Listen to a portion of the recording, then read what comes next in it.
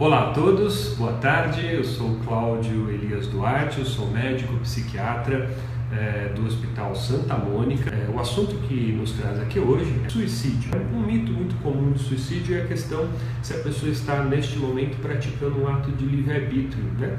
A vida é minha, eu tenho o direito de tirá-la, né? Por mais que isso possa abrir diversas questões filosóficas a esse respeito, na maioria das vezes tem por trás da questão do indivíduo que atenta contra a própria vida um transtorno psíquico, né? Um sofrimento, uma doença, algum diagnóstico que naquele momento, naquela circunstância, ela está fadada ou induzida por pensamentos, por diversas razões, multifatorial, a atentar contra a própria vida, e isso resolve-se com o tempo, né? Existe como abordar essa pessoa e em outro momento, com ela tratada, ela não está mais pensando da mesma forma, e aí, portanto, a questão do ser apenas um gesto da vontade da pessoa, a vontade da pessoa naquele momento pode estar comprometida, o juízo da situação, a capacidade de ajuizar as ideias acerca do que está motivando ela a se matar, se resolve ou é abordável. Em outro momento ela pode estar pensando diferente.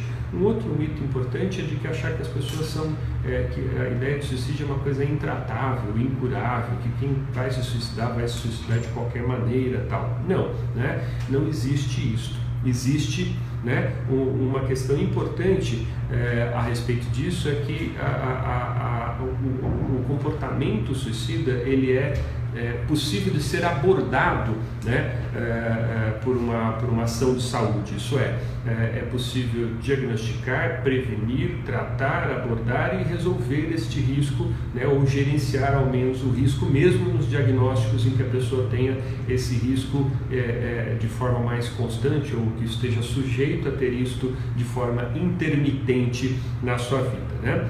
Há outro mito muito comum com relação ao suicídio é que quem ameaça se suicidar está só querendo chamar atenção, que não quer de fato morrer, que quem fica deixando bilhetinhos suicidas são as pessoas que não vão realmente se matar, que só vai se matar quem não avisa nada, vai lá e faz, né? Isso também é um mito, né? Por quê? Porque a grande maioria das pessoas que conseguem efetivamente tirar a própria vida, em algum momento, mais da metade delas procurou a ajuda de alguém, né? Seja de uma forma mais explícita, de uma forma mais velada ou indireta, ela recorreu muitas vezes até mesmo a um profissional de saúde, né? Então, a pessoa ter tentado mais vezes não significa que ela não vai se matar ou que ela só queria chamar atenção.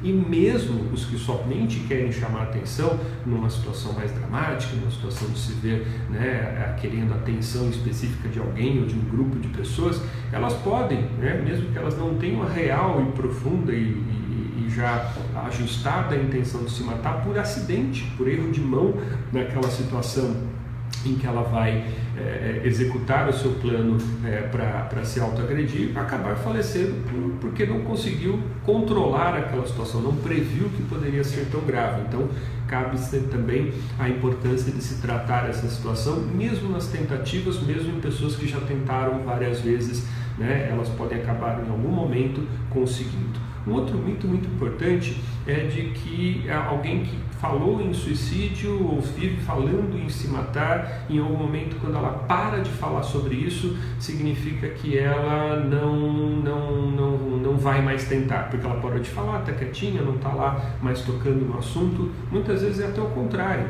né? Alguém que está lá angustiado para tomar ou não tomar essa decisão, quando ela de alguma forma planifica isso, coloca isso no plano, né? Escolhe o meio, escolhe o local, escolhe o quando, né? Às vezes o alívio que a pessoa pode momentaneamente sentir pode fazer com que ela pare de falar do assunto, ela continua em risco, continua em perigo. Então não se pode dar de ombros para um anúncio de suicídio só porque a pessoa parou de falar, então significa que a pessoa não está mais sob risco. Precisa continuar sendo acessado, precisa continuar sendo abordado, mesmo quem interrompeu, né, esta fala.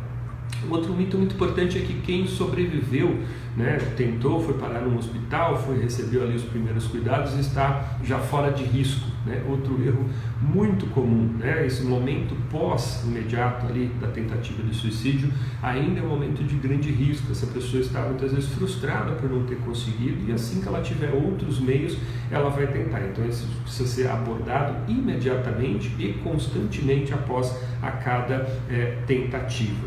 Um outro grande mito importante é que falar sobre isso estimularia. Então as pessoas evitam, por tabu, falar sobre o assunto, imaginando que se eu começar a tocar no assunto eu vou dar a ideia para a pessoa e eu não quero dar a ideia. É um mito, né? Abordando de forma adequada, você está fazendo a coisa certa. Um profissional de saúde ou mesmo um familiar, o papel, né, de cada um ali conseguindo propor falar sobre o assunto é importante, precisa estar preparado para tal, mas falar não estimula. É um mito achar que falar sobre suicídio estimula o suicídio de alguém. Mesmo na questão, vamos dizer, da mídia ou ações coletivas e tal, também é importante ser dito. Óbvio que tem meios de se tocar no assunto, de se falar sobre o assunto, né, adequados, mas é importante sim tocar no assunto. Não estimula ninguém a se matar, abordar, questionar, perguntar, acessar o problema, tá?